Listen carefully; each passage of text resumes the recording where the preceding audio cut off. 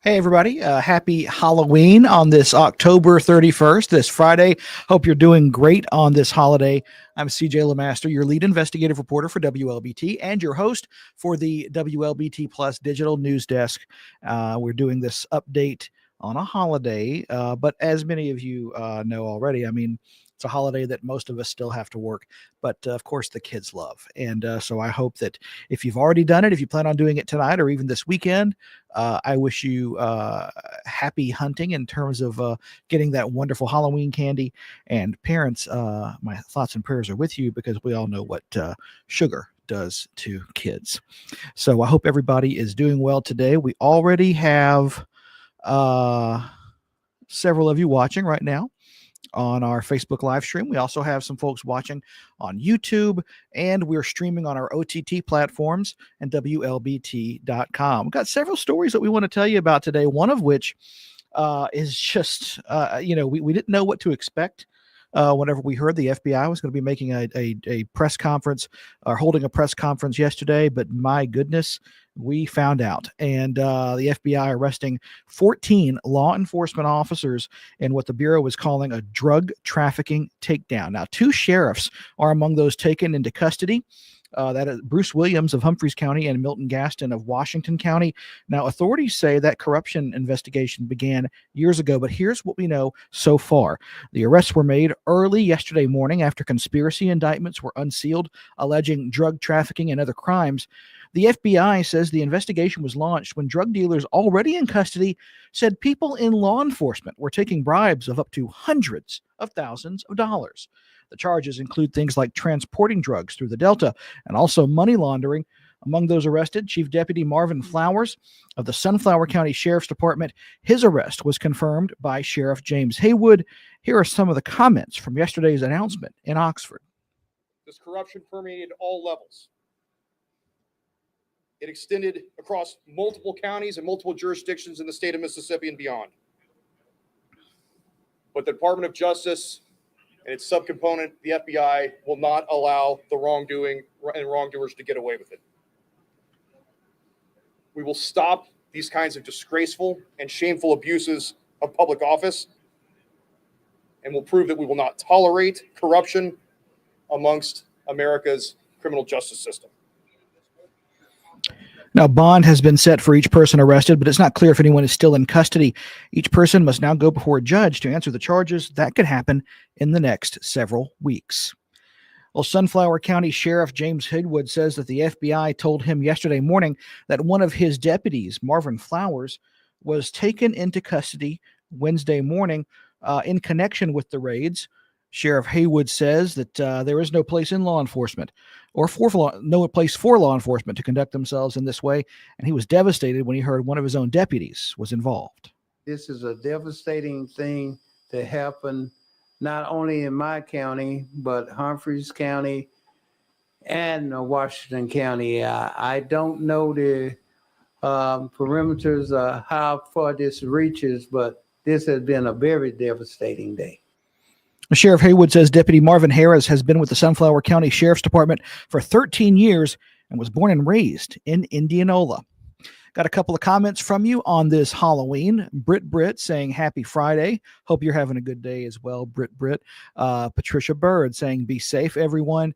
And Marvin Rhymes saying for real. So, yeah, I mean, especially to Marvin's point, I mean, there's a lot going on and we need to be safe. Halloween is a fun time for kids. But parents, you got to be, vigilant. And I don't even so much mean the threat of the things being found in candy, because we hear about that all the time. It very rarely happens. But just, make sure you keep an eye on your kids and make sure that you don't leave them unattended. And certainly be careful going out in neighborhoods there. People driving and things of that nature, they may not always be looking for kids. So you have to almost be very, very alert when you're going from door to door out there with people driving around, things like that. I want to tell you about something that we have been following this week, as tomorrow is going to be the day that the SNAP benefits stop coming in for Mississippians. As the government shutdown threatens the next round, which would be next month, we're fact-checking the claim that fraud is rampant in the SNAP program. You've probably heard it. You've probably seen it on social media. Well, it's not exactly true. Last year, the Mississippi Department of Human Services oversaw a distribution of more than $857 million in SNAP benefits to nearly 400,000 people. It also took back more than $6 million from people who were not supposed to receive it, what they call improper payments. Now, that accounts for less than 1% of all the money given to Mississippi SNAP recipients. Data from the Mississippi Department of Human Services, though, gives us a window, if you will, an indicator into how many cases these agents go forward with. And I want to show you this. This is actually from the story on our website right now, so you can go and see that for yourself as well. 5,089 total cases closed in Mississippi. So here's what that means. They go through and they're looking at these cases to see if there is evidence of fraud.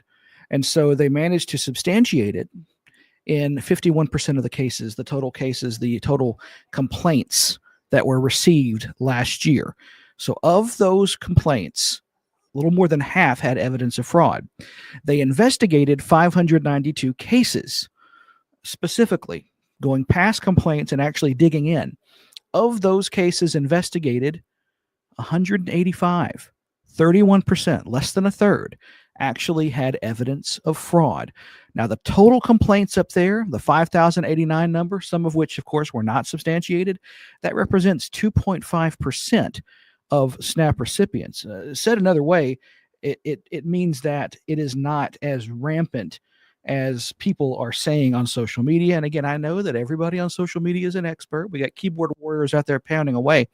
But again, the state numbers show that's not what we're seeing. And it's very easy to find that information. So if you find yourself in a disagreement with somebody, point them to our article, point them to the website. And again, yeah, the argument can be made that the state data is incorrect, but it's a whole lot more credible to look at the data that the state actually produces and releases versus somebody who's quoting something from sources that they don't want to really even tell you about, or they don't even know themselves. O.L. Smith saying, be safe. We're talking about Halloween. Yeah, it's very important to do that. Annie Reynolds saying, happy Friday. Hope you're doing well, Annie, as well. Hope you're having a wonderful last day of the work week. Hopefully you're off this weekend. We have some other information too. As you know, on Wednesday, is the first visit during his term as vice president for J.D. Vance to Mississippi. So pretty big deal. He came to Oxford to speak there at the Turning Point USA event. But of course, the big story, of course, was that he was, in Mississippi in the first place. I mean, seriously, this is something that you don't see very often. Obviously, a lot of logistics and security comes along with that visit. This tour is the first round of stops at college campuses since the killing of Charlie Kirk. 7 weeks after his death, his wife Erica spoke during this tour, her first and only time. Vice President Vance joined her, marking the first time he had been to Mississippi since being elected. The Vice President encouraged people not to be afraid to talk about their political views, as Charlie Kirk did for years.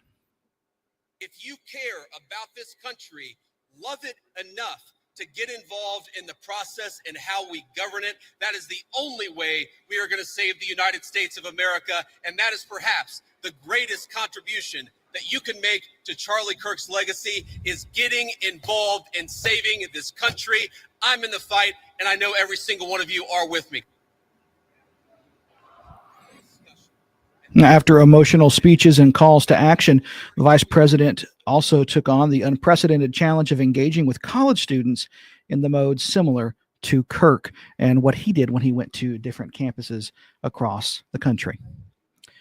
One more story we want to tell you about before we get out of here, and it is not necessarily a positive one, but it's something you need to know, especially if you live in Claiborne County. If you get your water from the Romola Water Association, you are affected by a water warning. Now, the Department of Health is saying that the Water Association found elevated levels of lead in the drinking water in some of your homes or buildings. 2 of the homes sampled had results over the maximum contaminant level, of lead or copper. If the homes did, you should receive or have already received these results. There is no safe level of lead in drinking water.